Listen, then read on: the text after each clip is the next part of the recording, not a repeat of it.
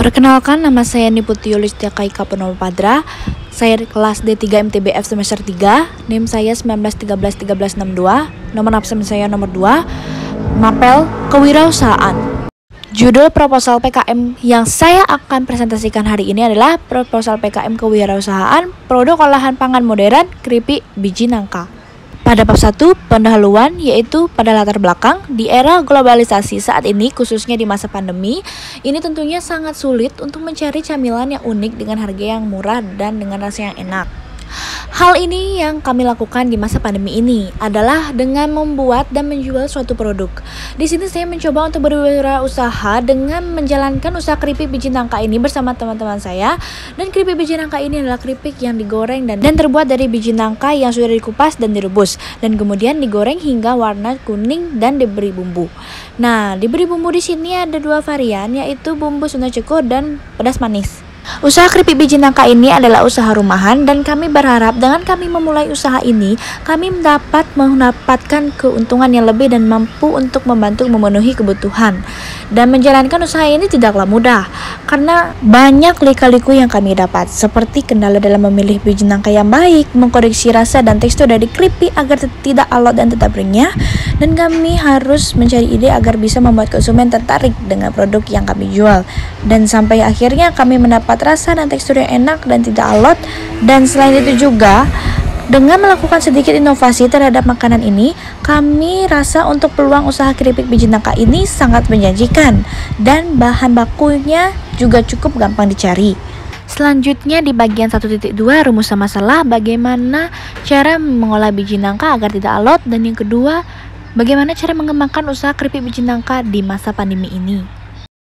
Dan yang bagian 1.3, yaitu tujuan program. Berdasarkan rumusan masalah di atas, maka program ini bertujuan untuk yang pertama, memproduksi camilan yang renyah dan sehat dan tanpa pengawet sehingga aman dikonsumsi oleh semua kalangan. Dan juga saya menambahkan di sini agar dapat membuat masyarakat tidak susah untuk mencari pekerjaan, karena keripik biji nangka ini sangat mudah untuk membuatnya sehingga dapat membuka lapangan pekerjaan bagi seluruh masyarakat di masa pandemi ini. Di bagian 1.5 ada luaran yang diharapkan. Luaran yang diharapkan dalam program ini adalah yang pertama, menghasilkan produk keripik biji nangka yang bergerak di sektor home industry untuk memberikan camilan yang sehat dan tidak berpengawet kepada konsumen atau masyarakat. Dan yang kedua, mengembangkan usaha keripik biji nangka ini yang dapat dipasarkan dalam suatu bentuk jasa komersial. Bagian 1.6, manfaat kegiatan. Yang pertama, dapat menumbuhkan jiwa kreativitas dan kewirausahaan pada mahasiswa. Yang kedua, masyarakat hidup sehat dengan mengkonsumsi camilan yang sehat tanpa pengawet. Dan yang ketiga, memberikan penghasilan tambahan bagi mahasiswa. Lalu lanjut ke bab kedua. Sebelumnya saya minta maaf karena tampilannya seperti ini, karena tidak tahu mengapa saya sudah mengetik ulang di PowerPoint, saya pindahkan, tapi tetap saja seperti ini tampilannya. Saya sudah mengkopas juga proposal saya di Word, tapi tetap saja tampilannya seperti ini. Saya minta maaf sebesar-besarnya. Lalu kita lanjut ke materi. Yang pertama 2.1, kondisi umum lingkungan. Pada dasarnya tanaman nangka ini sudah marak di masyarakat. Namun biasanya nangka hanya dimanfaatkan buahnya saja. Namun bijinya jarang dimanfaatkan karena dalam proses pembuatan keripik biji nangka sangat susah untuk mengenal tekstur dari biji nangka yang sangat alot dan susah untuk dikembangkan menjadi makanan, sehingga masyarakat tidak tertarik untuk membuat usaha keripik biji nangka dan belum banyak masyarakat yang memproduksi camilan dari biji nangka. Untuk itu perlu adanya kreativitas dan inovasi dari saya dalam mengolah dan berwirausaha yang dapat bermanfaat sebagai variasi buah tangan dari Indonesia yang diolah menjadi camilan keripik biji nangka. Bagian 2.2, keunggulan produk. Yang pertama, bahan baku yang cukup gampang dicari. Kenapa demikian? Karena saya dan teman-teman mencari biji nangka yang berkualitas sehingga dapat menciptakan keripik yang tidak alot dan renyah. Yang kedua, makanan yang bergizi ini juga aman dan tidak berpengawet, dan dalam biji nangka ini sendiri pun juga memiliki banyak manfaat. Di antara lain, yang pertama ada mengontrol diabetes, yang kedua ada mengatasi anemia, yang ketiga mengurangi resiko diare. Bagian 2.3 ada peluang pasar. Produk keripik biji nangka ini kami buat praktis dalam bentuk camilan agar masyarakat dan konsumen mudah menikmatinya. Peluang pasar produk ini juga cukup besar karena banyak orang yang enggan juga untuk mengolah biji nangka sebagai keripik karena memiliki rasa yang alot juga dan lengket pada bijinya. Bagian 2.4 ada strategi pemasaran yang akan dilakukan. Strategi pemasaran yang akan kami lakukan di dalam usaha pembuatan keripik biji nangka ini adalah menggunakan sosial media marketing. Sosial media marketing adalah menggunakan via sosial media untuk mempromosikan produk yang kita jual. Saya menggunakan sosial media seperti WhatsApp, Facebook, dan Instagram. 2.5 ada analisa produk. Bahan baku, bahan penolong, dan peralatan yang digunakan adalah yang pertama ada bahan baku, bahan penolong. Bahan baku yang digunakan dalam pembuatan keripik biji nangka diantaranya ada biji nangka, minyak goreng, baking soda, garam, gula, penyedap rasa, dan air. Yang kedua adalah bumbu, kunyit, cabai, bawang merah, bawang putih, dan lengkuas.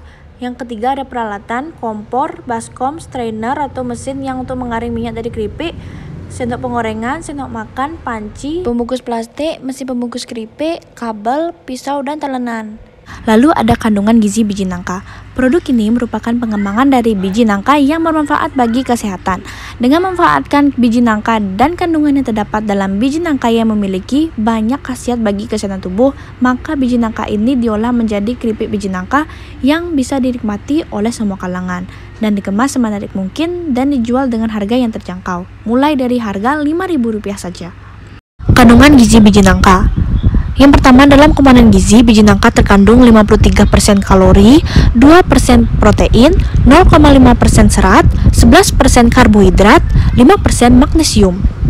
Nah, ini adalah label kemasan keripik biji nangka yang kami buat seperti ini. Bagian 2.6, targeting. Target untuk pemasaran produk ini adalah segala kalangan dalam masyarakat. 2.7 ada analisa SWOT. Yang pertama ada strength. Bahan baku cukup mudah didapatkan dan camilan ini kaya kandungan gizi dan banyak manfaatnya bagi kesehatan tubuh.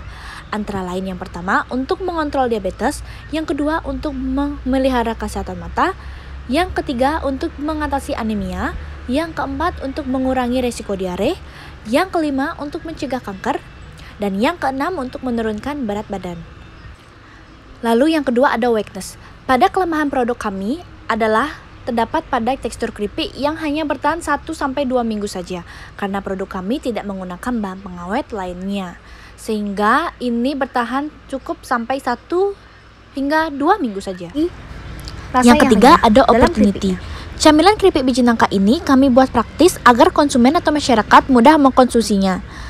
Peluang produk ini cukup besar karena minimnya masyarakat dalam membuat olahan keripik biji nangka ini karena tekstur dan getah dari biji nangkanya itu sangat susah hilang dan bijinya pun sangat keras jika diolah menjadi keripik biji nangka. Sehingga kalian yang ingin memulai usaha ini harus berhati-hati dalam mengolah, memilih biji nangka yang baik dan benar sehingga memiliki rasa yang renyah dalam keripiknya.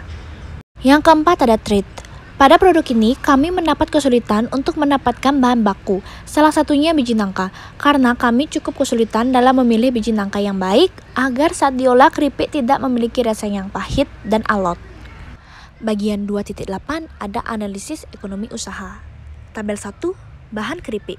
Nama bahan yang pertama ada biji nangka. Jumlah yang saya pakai 3 kilo dan harga satuannya 10.000. Totalnya semua 30.000. Lalu bahan yang kedua ada minyak goreng. Jumlahnya 500 ml, harga satuan 30.000.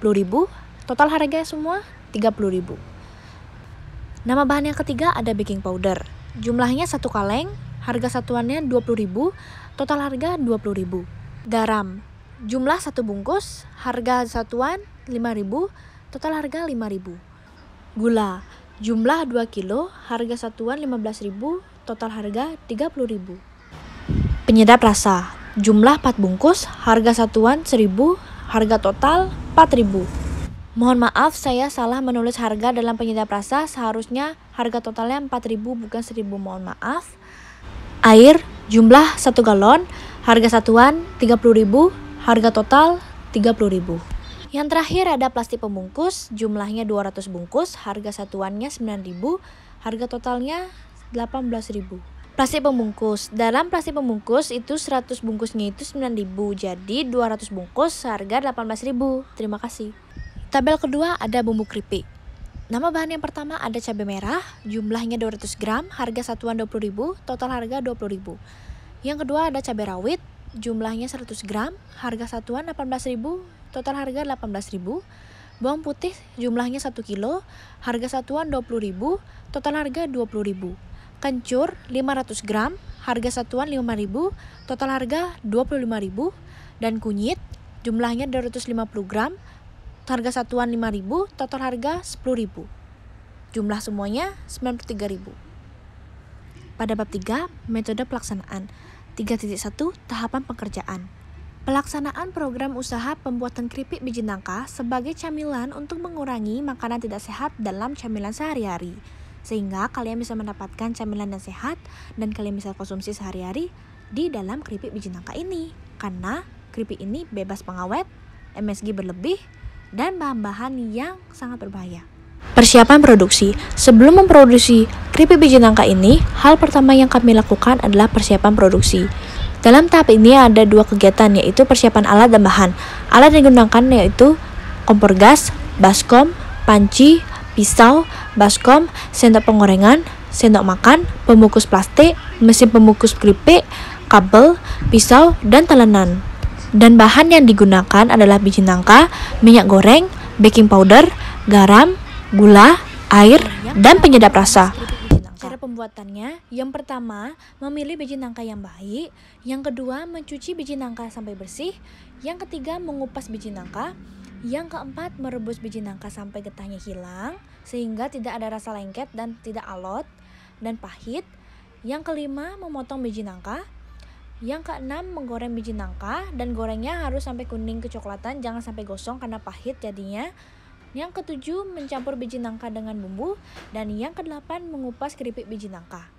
Dalam bagian pengemasan, keripik biji nangka dikemas dengan baik dan diberi label. Pemasaran. Setelah proses produksi selesai, maka langkah selanjutnya adalah proses pemasaran. Target dari keripik biji nangka saya adalah sebuah kalangan. Selain itu, harganya juga terjangkau dan aman dikonsumsi karena tidak mengandung bahan pengawet.